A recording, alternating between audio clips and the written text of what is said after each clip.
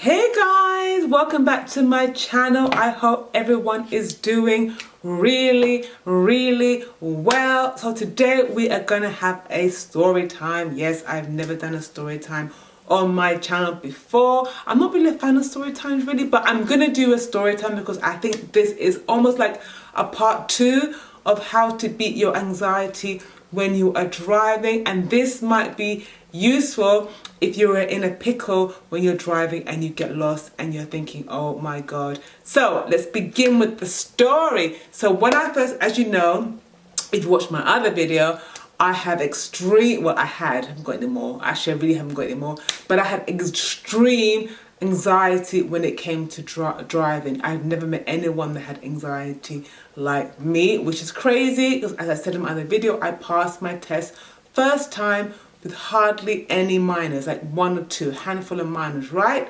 Amazing. So by this point, I've had my car for a while. I know I've got this anxiety. If you want to hear the whole story, I'll leave a link below of my story of driving. I won't go into it here. But yeah, as you know, I had my fear of anxiety. But as you know, I have my own business. So I have to move my product from A to B when I'm doing events, trade shows, pop-ups, markets, whatever. I need to move my stuff from event to event. I booked myself to go on an event, but I was too scared to drive on my own. So what I decided to do is that I got my friend, my old faithful friend, to drive me to the event. And then I arranged for another friend to pick me up from the event to take me home. You see what you have to do when you're scared of driving, but this was my coping mechanism. I know it sounds crazy, but I bought the car because I had to drive. So this was the way for me to get through this whole I'm scared to drive, I'm gonna die on the road problem. Right, so my lovely friend drove me to the event and then I set up, he left, and the event completely sucked. So I got there like around 11 and the event was on till 7 and it was dreadful. It was the worst event ever. I mean, I sold my products for like £30 and some woman wants to offer me £5 for my serum, right? £5. I'm like, really? Where can you find anything for £5 these days? If you can, let me know. Anyway, I'm diverging. Anyway, this event sucked. So I called my friend like, girl, I want to get out of here. This event is crap. I know you're going to come pick me up at 7 o'clock, but you know, it's 3 o'clock now, it's 4. Can you come a bit earlier? And she was like, no, honey, I can't. I'm with my man. I can't. I've already got plans, which is completely fine. I'm like, no problem, honey, that's fine. But I hung up the phone, but I was like, no, I can't stay here anymore because I was getting vexed. That I was in this place and it was just so bad. It was just bad. I'm not even going to go in, but not even going to go into it, but it was a really bad event and I was not making any coins. And when mother don't make any coins, mother is not happy. So I thought, you know what, I'm going to leave. So I packed down. I left the event early. I thought, I've got to get out here. So I put all my stuff into the car and I thought, right, let me just at least get out of this car park, because the car park was packed full of exhibitors and no customers basically. So I thought, well, let me just get into this car and just get out of this car park at least.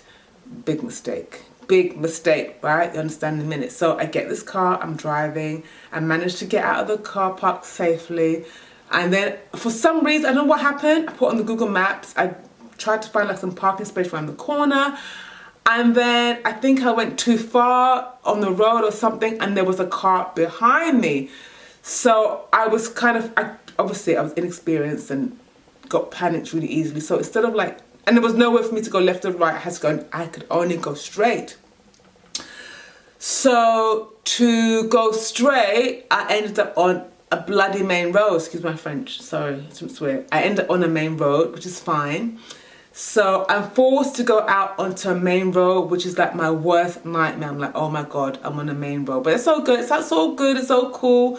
I can just turn off left, I can just turn off right into a quieter road.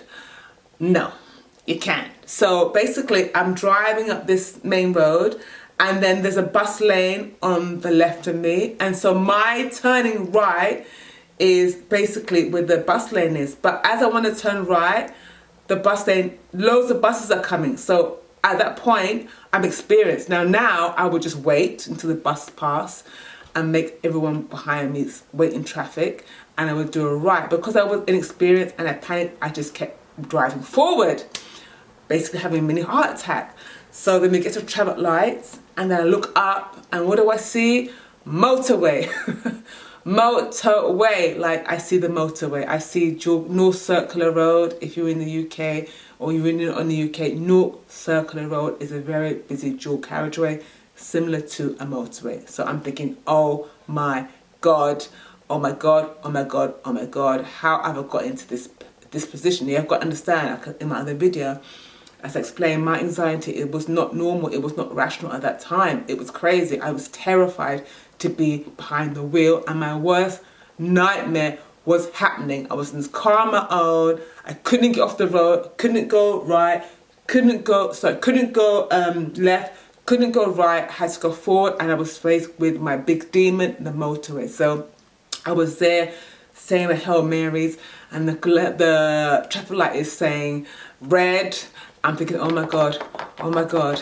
It's saying amber. I'm thinking, oh my God, oh my God. Then it's saying green. I'm thinking, oh my God, and I gotta go. They're like, beep, the car behind me. So I just keep driving forward, thinking, oh my God, oh my God, oh my God, how am I gonna get out of this? Oh my God. So I can't remember exactly what happened, but for some reason, the traffic stopped for a second, and I scanned my left to right, and I managed to see like a slip road where it's a dead end. I thought, dead end, good enough for me. So I reversed back. The other cars behind are going mental, and I managed to go into a dead end. So I reversed back. They're like, beep, all the motors are pissed off behind me, and I managed to go into a dead end, and I managed to, I don't know where I'm going, but I'm in this industrial estate. And mind you, I'll get to it actually. Hold that thought. It says, so I managed to go into an industrial estate. I'm so relieved. I drive in. It's like a big industrial estate. There's loads of like warehouses and stuff, but I don't care. I'm just so relieved. I'm off the main road. I'm not gonna die tonight. I'm so happy. I'm not gonna die. So I have no idea where I am. I've been driving for quite a while, and there's a little slip road I've gone down. Then it's dawned on me like, okay, now how do I get out of this situation?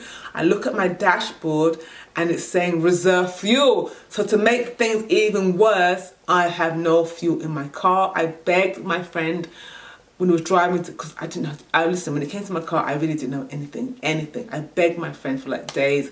Can we go to the petrol station and put some fuel in the car? I said, yeah, later. I'm like, can we go to, and the next day, can we go to the petrol station and put some fuel in my car?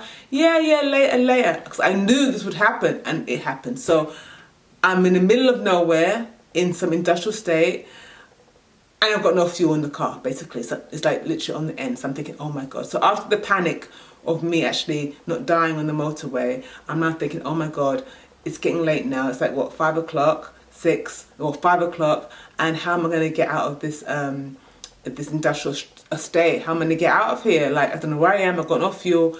How am I going to get out of here? So I called my friend, like, babe, listen, this is what happened.